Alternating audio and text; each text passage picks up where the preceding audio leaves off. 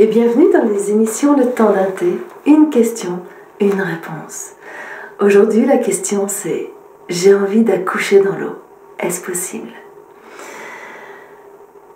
Il y a une grande mode il y a peut-être une vingtaine d'années avec l'accouchement dans l'eau. Aujourd'hui on en parle un petit peu moins. Et pourtant il y a encore très souvent l'utilisation de l'eau pendant l'accouchement. À quoi ça peut servir l'eau pendant l'accouchement ? Quand vous prenez un bain, qu'est-ce que ça vous apporte ? Ça vous apporte de la détente. C'est un endroit la plupart du temps dans lequel vous vous sentez paisible, calme, en sécurité. Et très souvent, ça va vous permettre de lâcher des choses au niveau du mental, c'est-à-dire que ça vous permet d'avoir un autre état de conscience. Vous êtes peut-être dans un demi-sommeil, ou en tout cas comme un petit peu comme de la méditation, comme si vous partiez un petit peu dans d'autres espaces.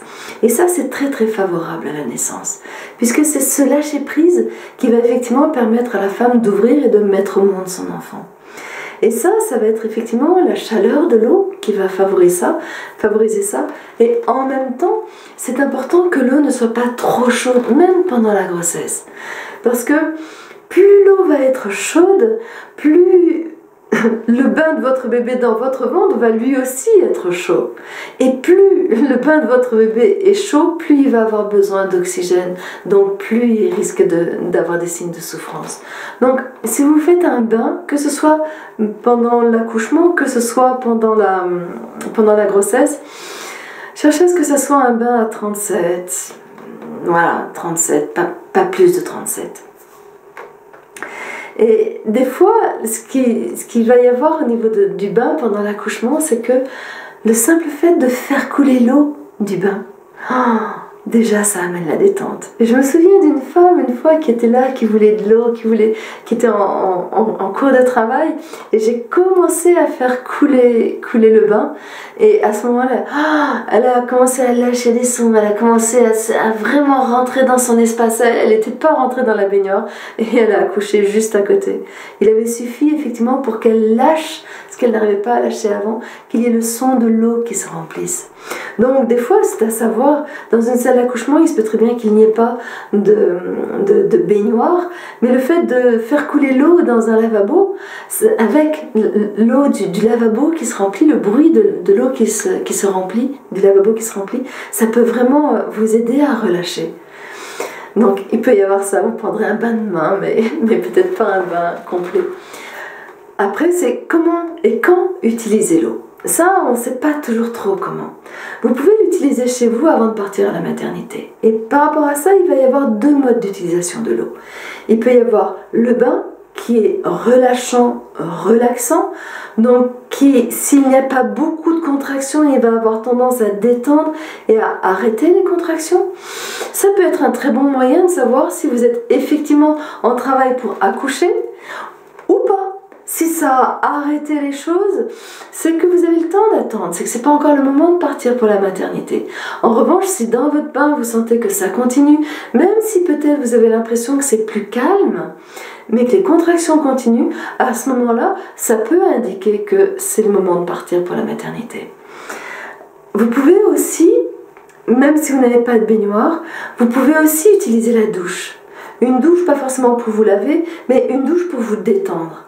Donc vous pouvez vous installer dans votre douche et sentir que la douche, elle, est stimulante.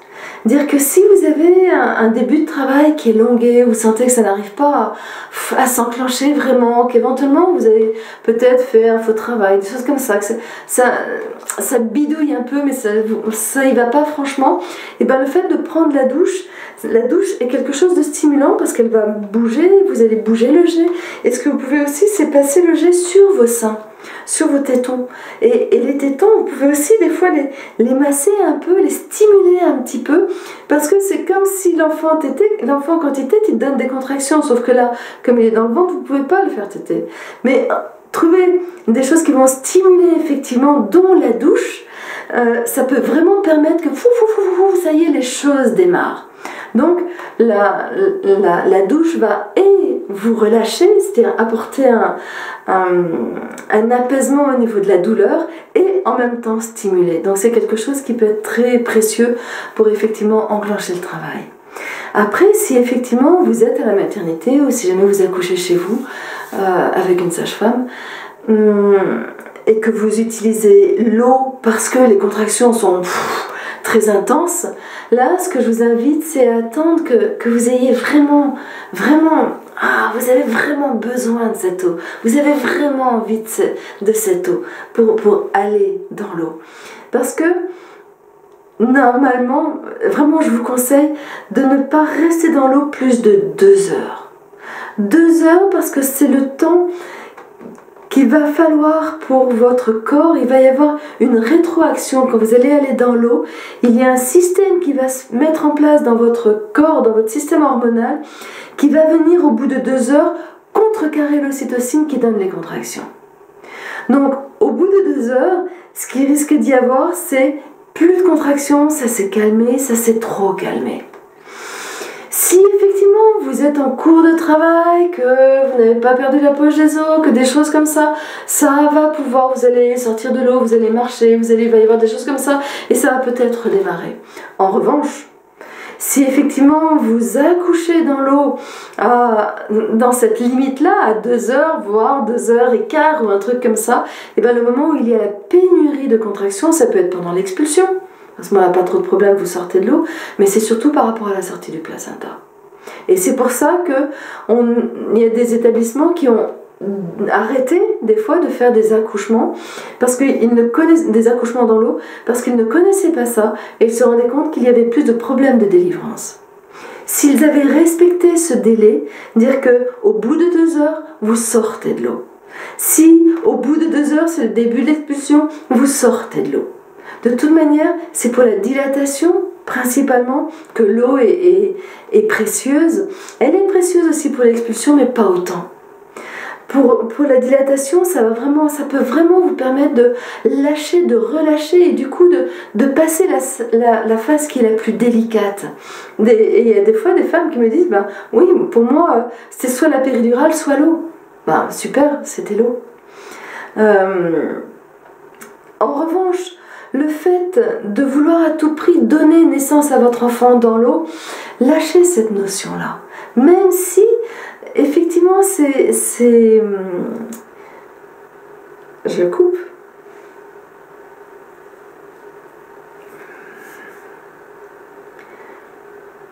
Même si, effectivement, c'est très touchant, une naissance dans l'eau.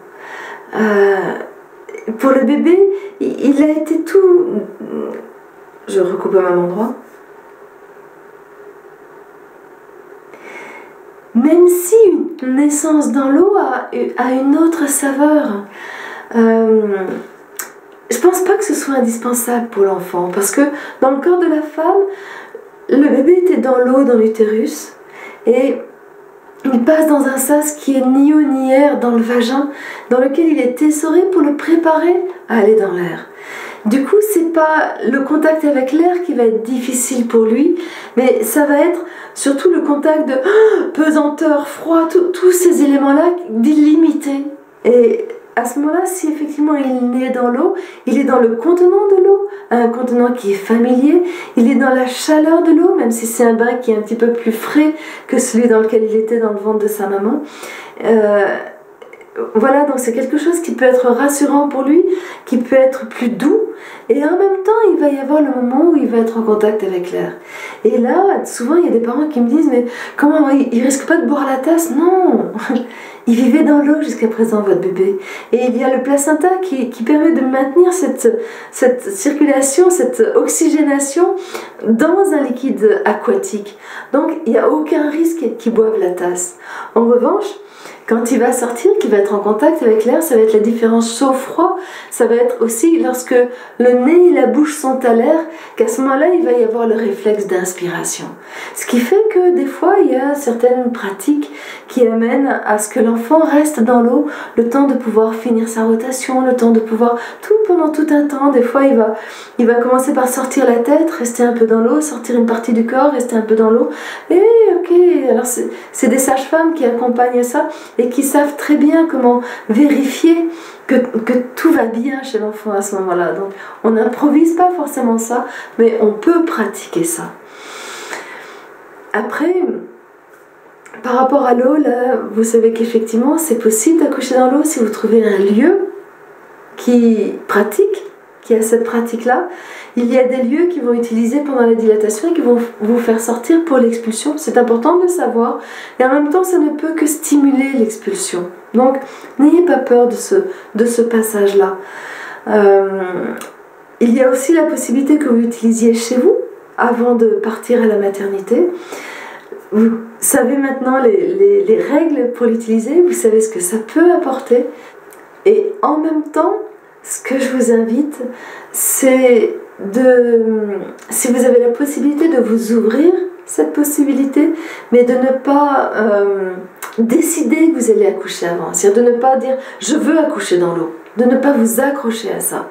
Parce que il se peut très bien que votre accouchement ne se prête pas à l'eau.